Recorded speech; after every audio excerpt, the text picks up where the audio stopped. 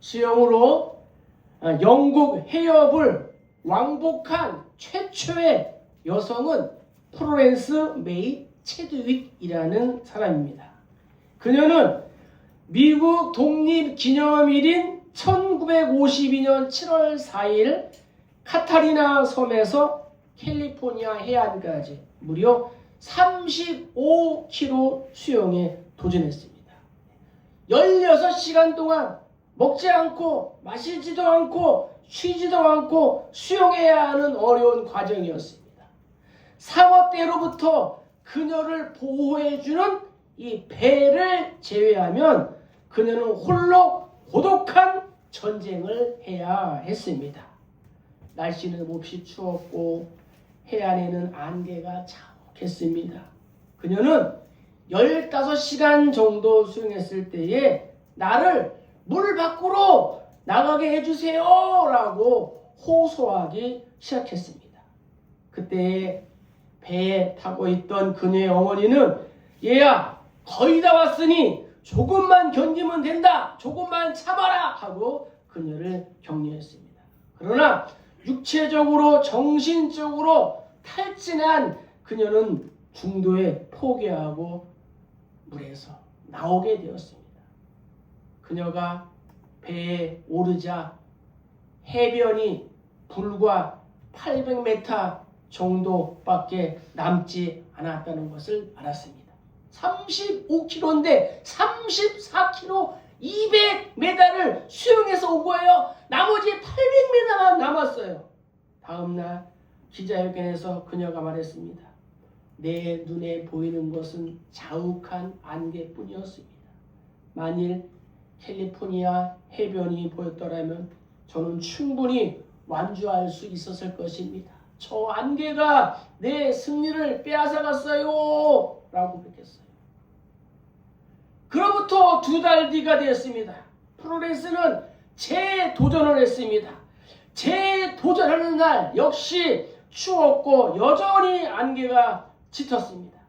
체온은 떨어지고 체력의 한계가 이를 때마다 그녀는 마음속에 캘리포니아 해변을 떠올리면서 앞으로 나아갔습니다. 어떻게 되었을까요? 결국 성공한 그녀는 이렇게 말했습니다. 이번에는 내가 목표 지점을 마음속으로 보고 있었기 때문에 끝까지 완주할 수 있었습니다. 이렇게 고백했습니다. 바울은 이렇게 말했습니다. 그리스도 예수 안에서 하나님께서 위로부터 주신 그 부르심의 상을 얻으려고 내 앞에 놓여 있는 표대를 향하여 날마다 달려갈 뿐입니다. 우리의 믿음의 길에서도 안개와 다른 것들에 가려져서 목표를 잃어버리거나 도중에 포기하지 말아야 될 줄로 믿습니다. 내 앞에 놓인 그 표대를 향하여 날마다 열심을 내는 거예요. 여호수아는 모세를 이어서 이스라엘 민족의 최고 리더십의 자리에 올랐습니다. 여호수아는 하나님으로부터 백성들로부터 또 모세로부터 그의 믿음과 성품과 능력을 인정받았습니다. 높은 위치에 오르고 칭송을 받는 것은 인간이 느낄 수 있는 최대의 만족과 희열이 아니겠습니까? 어찌 보면 그는 최고의 자리에 오른 성공한 인생이었습니다. 그러나 여호수아로 하여금 인생 최대의 기쁨과 이 감격의 순간을 절망하고 두려움에 떨려한 것은 무엇이냐? 눈앞에 보이지 않는다는 사실이었어요. 희망이, 소망이 보이지 않는다는 사실이었어요. 저 요단강을 어떻게 건너가고 저 여리고성을 어떻게 무너뜨려야 할까? 눈앞이 캄캄했다는 거예요. 여호수아와 이스라엘 백성이 하나님의 말씀을 삶의 현장에 적용하면서 풍성함을 누렸던 그러한 이유가 있습니다. 자, 그것은 무엇이냐? 자, 10절 읽겠습니다. 이에 여호수아가 그 백성의 관리들에게 명령하여 이르되 11절도 보면은 진중에 두루다니며 그 백성에게 명령하여 이르기를 했습니다. 그것은 바로 말씀에 순종하는 결단이 있었다는 거예요. 여호수아는 변하지 않는 상황과 환경 속에서도 하나님의 약속의 말씀을 어떻게 해요? 믿고 순종하는 결단을 보였다는 거예요. 요단강은 여전히 시퍼렇게 흐르고 있고 난공불락의 이 요새인 여리고성은 거뜬하게 든든하게 이렇게 철옹성처럼 기다리고 있고 가나안 땅을 거하는 주민들은 기골이 장대해서 불가능하다라고 말하는 백성들, 이 관리들에게 명령했다는 거죠. 하나님의 말씀대로 이 살겠다, 순종하겠다 하는 여호수아의 이러한 의지를 또 우리가 11장 15절에서 또 볼 수가 있습니다. 여호와께서 그의 모세에게 명령하신 것을 모세는 여호수아에게 명령하였고 여호수아는 그대로 행하여 여호와께서 모세에게 명하신 모든 것을 하나도 행하지 아니한 것이 없었더라. 아멘. 이렇게 말씀대로 순종하며 결단한 사람이 바로 여호수아라는 거예요. 미국의 미드웨스터라는 작은 농촌 마을에 2층짜리 집에 사는 젊은 부부와 아이들 행복하게 살고 있는 그 집에 어느 날 밤에 불이 났습니다. 모든 식구가 연기가 자욱한 집에서 뛰쳐나왔습니다. 그런데 밖에 나가보니까 2층에서 자고 있던 5살 된 아들이 보이지 않았습니다. 불길은 더욱 심해져서 그 누구도 이 집 안으로 들어갈 수가 없었습니다. 안타까운 마음으로 아버지가 아이의 이름을 부릅니다. 그러자 2층 창가에서 아이가 이 두 눈을 부비며 울고 있었습니다. 아버지가 아이에게 소리쳤습니다. 아들아, 아래로 뛰어내려라. 아빠가 너를 잡아줄게. 아이가 큰 소리로 말합니다. 아빠, 앞이 보이지 않아요. 아무것도 볼 수가 없어요. 아버지가 또다시 말합니다. 아들아, 지금 연기가 자욱해서 아무것도 안 보일 거야. 그러나 아빠는 여기서 너를 볼 수 있단다. 뛰어내려라. 네. 어떻게 됐을까요? 그 말을 믿고 뛰어내린 아이는 안전하게 아버지의 품에 안기게 되었습니다. 이 아이의 외침은 지금 앞이 안 보이는 캄캄한 현실 가운데에 두려워서 무엇을 해야 할까 모르는 오늘날 우리들의 모습과도 같습니다. 이때 우리는 하나님의 음성을 들어야 될 줄로 믿습니다. 그래, 너는 볼 수 없지만 나는 항상 너를 지켜보고 있단다. 내가 내 말을 믿고 순종하면 내가 너를 잘 보호하고 인도할 거야.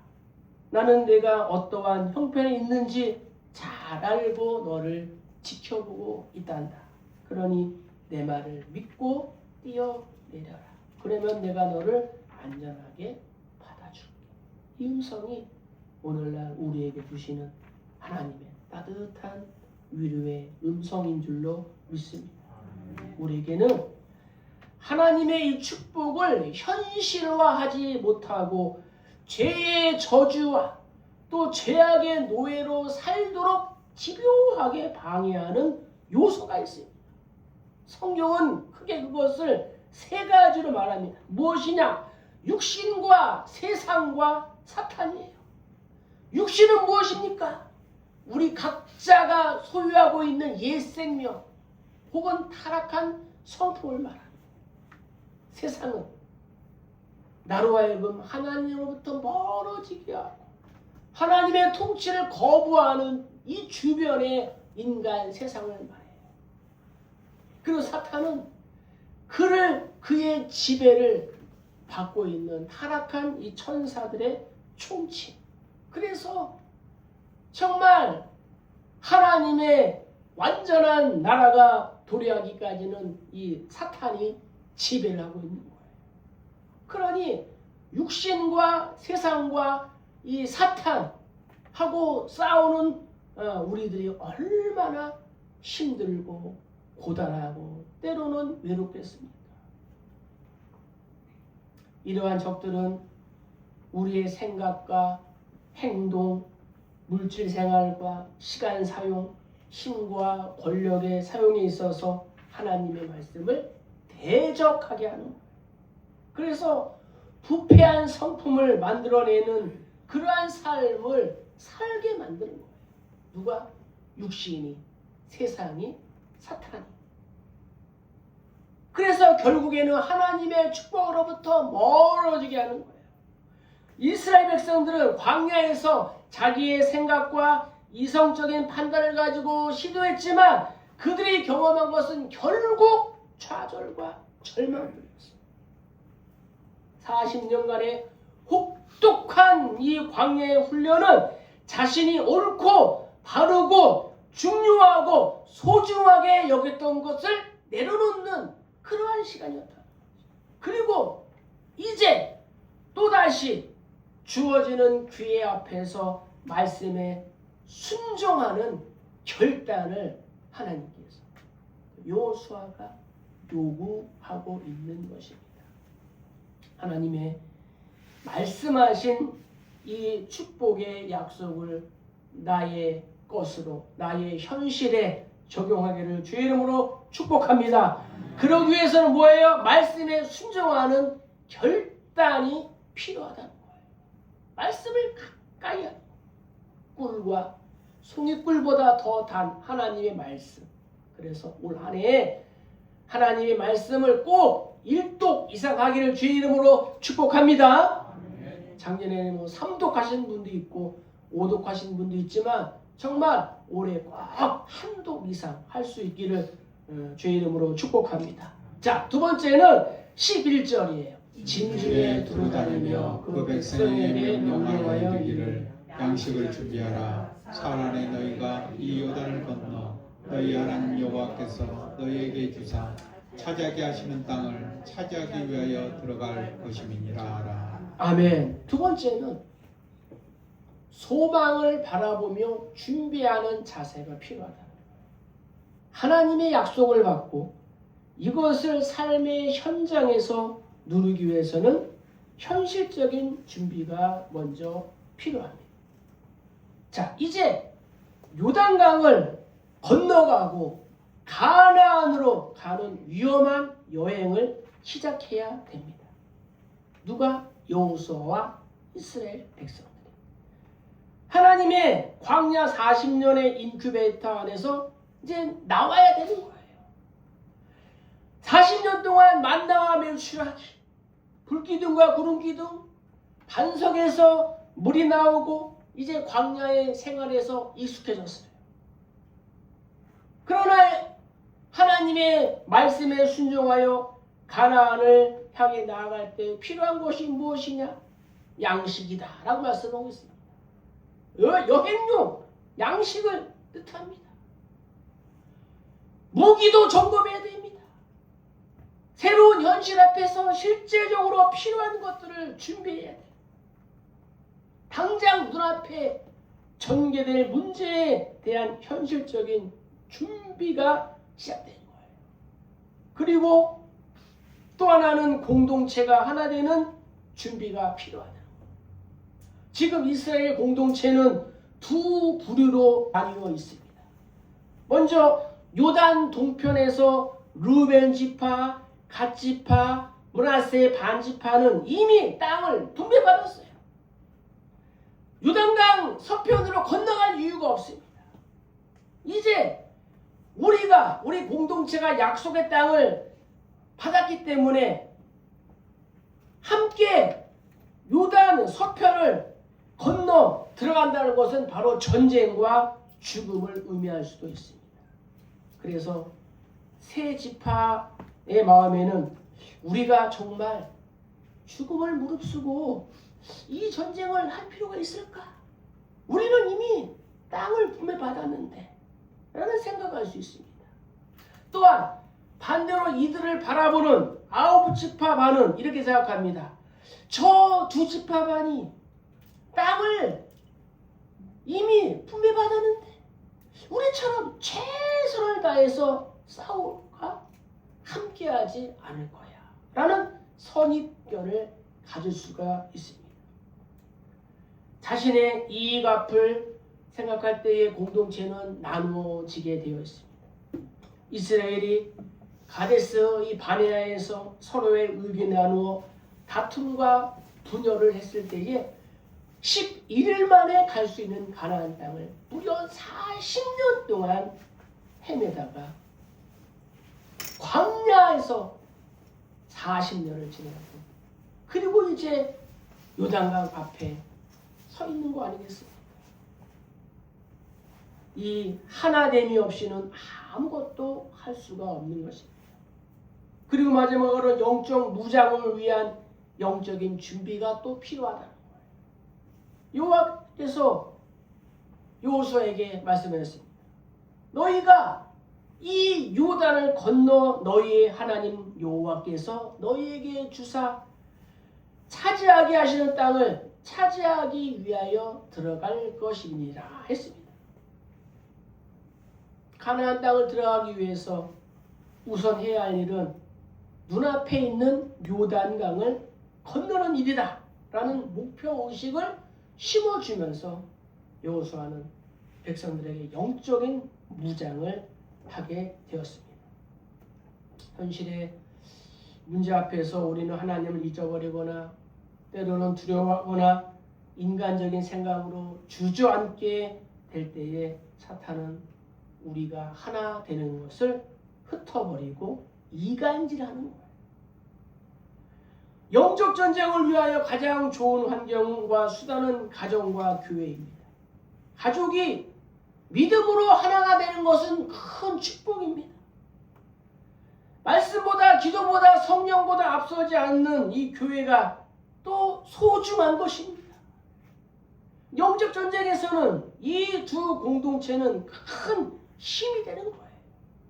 그래서 우리 교회가 가정과 같은 교회, 또 교회와 같은 가정이 되기 위하여 서로 돌아보고 사랑과 선행을 격려하며 주 안에서 한 마음으로 모이기에 힘쓰는 공동체가 되어야 될 줄로 믿습니다. 지피지기면 백전백승, 적을 알고 나를 알면 우리가 승리한다는 거예요. 천성을 향해 가는 성도들아, 앞길의 장애를 두려워 말라. 성령이 너를 인도하시리니 왜 지체를 하고 있느냐. 앞으로 천성을 향해 나아가세. 모든 천사가 우리를 영접하러 눈앞에 기다려 서 있는 줄로 믿습니다. 소망을 바라보고 준비하는 자세가 필요하다. 세 번째, 16절 17절입니다. 그들이 여호수아에게 대답하여 이르되 당신이 우리에게 명령하신 것은 우리가 다 행할 것이요 당신 우리를 보내시는 곳에는 우리가 가리이다. 우리는 범사에 모세에게 순종한 것 같이 당신에게 순종하려니와 오직 당신의 하나님 여호와께서 모세와 함께 계시던 것 같이 당신과 함께 계시기를 원하나이다. 아멘. 세 번째는 무엇이냐? 공동체 안에서 서로 격려가 필요하다. 여호수아는 두 지파반을 염려합니다. 저들은 이미 요단 동편의 땅을 분배받았습니다. 서편을 건너갈 필요가 없습니다. 요단강 건너갈 필요가 없습니다. 그런데 또다시 전쟁을 하고 고난을 당하고 다시 요단강을 건너서 동쪽으로 와야 하니 그들을 걱정하며 당부하는 거예요. 그런데 두 지파반은 이렇게 고백하는 거예요. 우리는 다른 지파들과 함께 전쟁에 참여할 뿐만 아니라 당신이 무엇을 명령하든지 어떻게 인도하든지 누구하든지 모세에게 순종했던 것처럼 동일하게 순종하겠습니다 라고 고백한 거예요.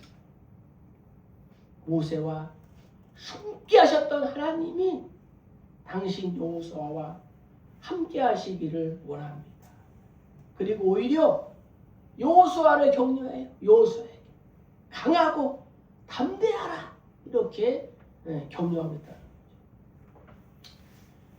여호수아에게 이 두 지파 반의 순종과 축복과 격려는 하나님의 응답인 줄로 믿습니다.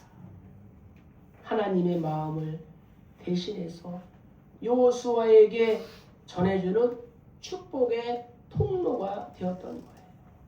가장 힘들고 불투명한 현실 앞에서 저들의 격려는 공동체를 이끌고 가고 하나님의 뜻을 이루어가는 여호수아에게 큰 힘이 되었던 것입니다.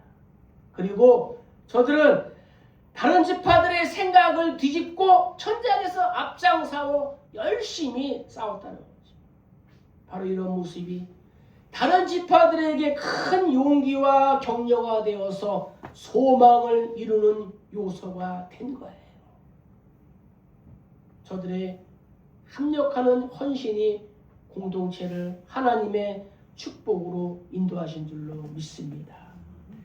하나님의 부르심에는 후회하심이 없다 하셨습니다. 우리는 각자 사명을 따라 부름을 받았습니다. 각자 부름받은 일을 기쁘고 즐겁게 하도록 서로가 서로에게 힘이 되어 주어야 될 줄로 믿습니다. 목회자와 평신도, 오래된 교인과 새로운 교인, 어른들과 청년들 다 격려가 필요한 사람들입니다. 경쟁자가 아닙니다.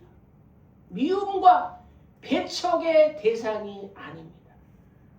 그리스도의 사랑이 우리를 통해서 세상에 전해지는 일에 함께 부름을 받은 줄로 믿습니다.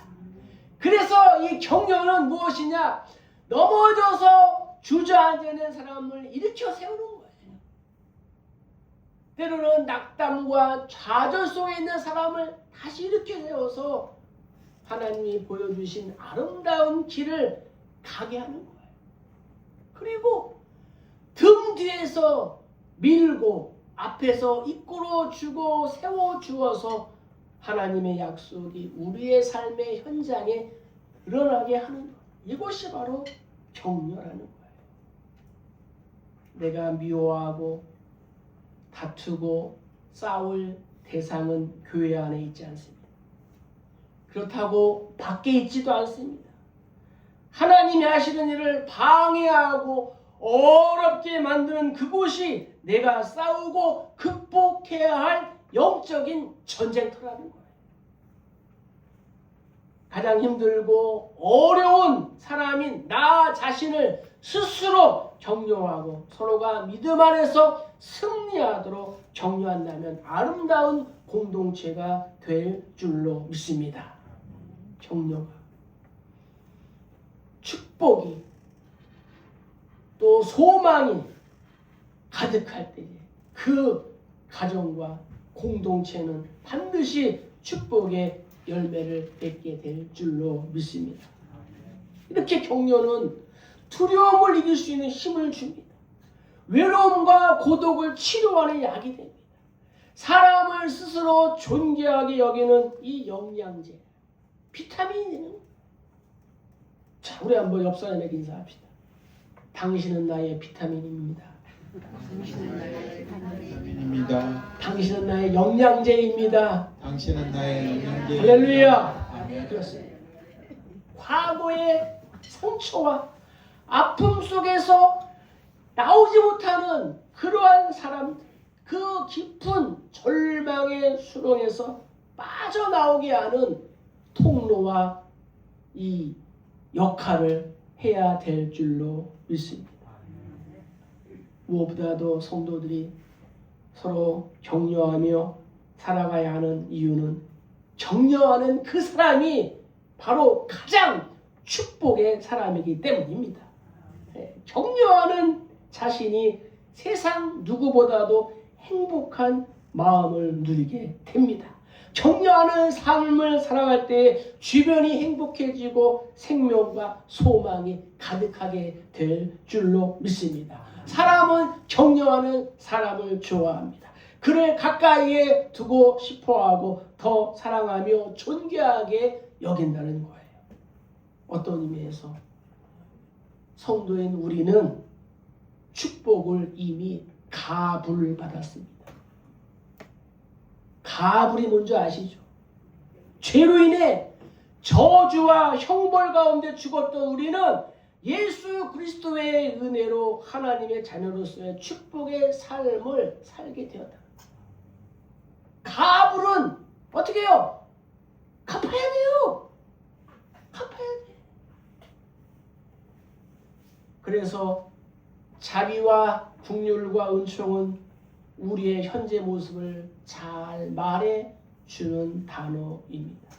그럼에도 우리는 자주 하나님께 영광을 돌려야 하는 영적인 이 부담 앞에 자주 돌아섭니다.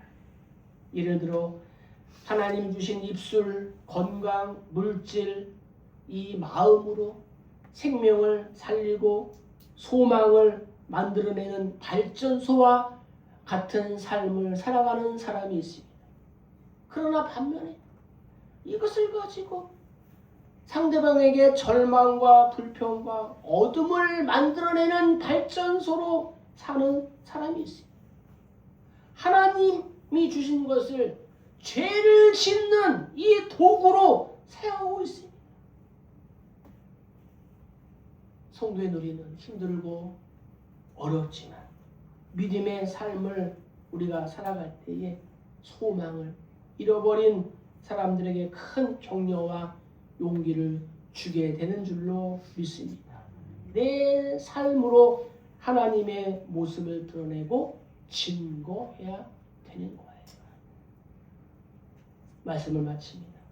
우리의 소망은 언제나 하나님께 있는 줄로 믿습니다. 내가 할 일은 말씀에 순종하고 약속을 따라 나아갈 길을 준비하고 믿음 안에서 세워주신 이 공동체를 사랑하고 격려하는 거예요. 그러면 어떠한 상황 속에서도 하나님이 우리에게 주신 이 말씀을 통해 약속하신 축복이 현실로 이루어지는 감격과 기쁨의 삶을 누리게 될 줄로 믿습니다. 바울은 모든 것이 끝났다, 죽었다 느껴질 만큼 절망과 고통 중에서도 하나님의 약속을 이루어냈습니다. 그리고 자기를 낮추시고 죽기까지 복종하셔 십자가에 죽은 예수는 어떠합니까? 빌립보서 2장 9절에 이렇게 고백하고 있습니다. 이러므로 하나님이 그를 지극히 높여 모든 이름에 뛰어난 이름을 주사 하늘에 있는 자들과 땅에 있는 자들과 땅 아래에 있는 자들로 모든 무릎을 예수의 이름에 꿇게 하시고 모든 입으로 예수 그리스도를 주라 신하여 하나님 아버지께 영광을 돌리게 하셨느니라. 작은 예수, 작은 바울로 우리가 살아가야 되지 않겠습니까? 1. 말씀에 순종하면 절망의 신비가 사라지고 소망의 새아침이 밝아옵니다. 2. 소망의 삶을 누리면서 현실적으로 영적으로도 먼저 준비되어야 합니다. 3.